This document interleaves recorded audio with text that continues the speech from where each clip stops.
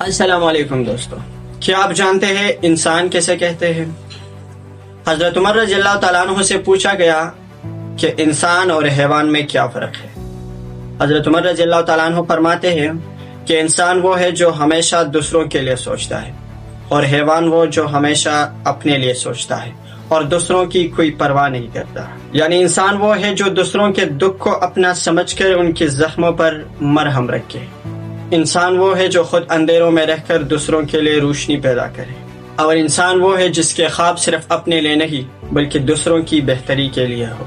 اور یاد رکھیے، دل کا سکون بھی مخلوق خدا کی خدمت میں چھپا ہوا ہے۔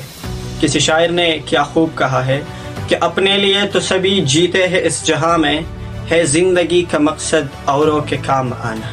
کوشش کرے کہ انسان بنے اور انسانیت کی خدمت کرے۔ اگر آپ کو یہ ویڈیو پسند آئی تو ویڈیو لائک کریں، چینل سبسکرائب کریں۔